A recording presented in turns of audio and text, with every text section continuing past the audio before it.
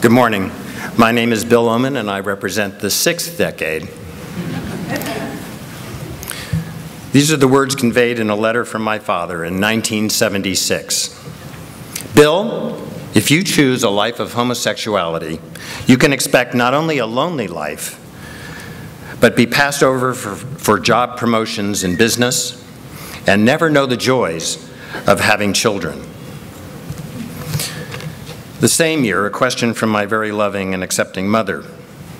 Bill, do you think your sexuality has anything to do with my being so protective when you were so young and your father was emotionally detached and so critical of you during your childhood? It was the spring of 1976, and I was 29 and had just accepted a job as city planner for the San Francisco City Planning Department.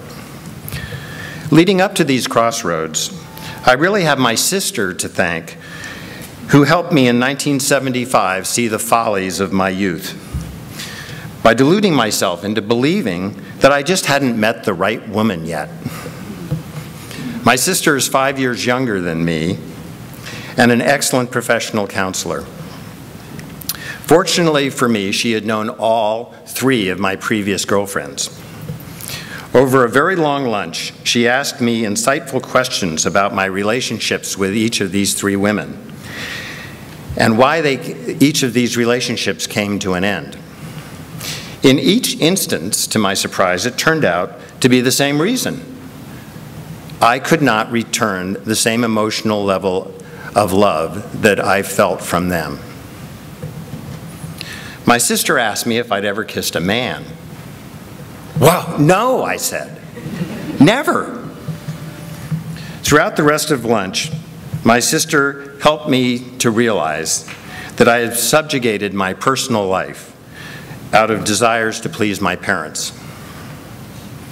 She encouraged me to explore the possibility that I might be a homosexual. She assured me that it was not contagious and that it was either something I was or I wasn't. By the end of lunch, I was committed to taking the blinders off my eyes and opening my heart.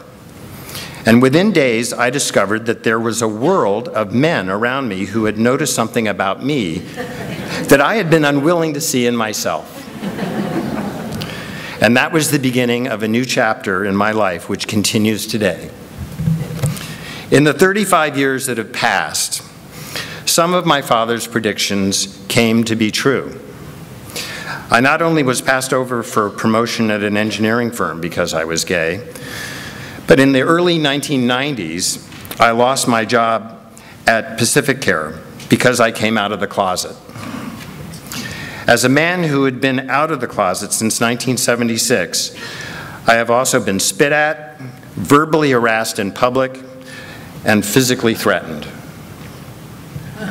No, I didn't have children, but I got to design a dream house in Beverly Hills with my partner where we lived for 20 years. I developed the ability to train dogs for obedience competition, and I spent 15 years competing successfully at dog shows through the United States, Canada, Mexico, and Bermuda. Some of the big challenges of being out have been remembering back to working in City Hall the day that the first openly gay supervisor, Harvey Milk, and Mayor Moscone were shot and killed by Supervisor Dan White. Losing an entire generation of contemporary friends who died of AIDS between 1980 and 2000.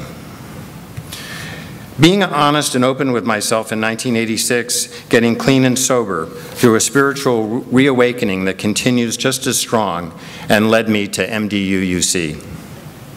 The highlight by far of my life so far was meeting my partner Larry in the virtual world of the internet in 1998 and having a commitment ceremony witnessed by my wonderful and always supportive UU mother Janet Oman and 250 friends.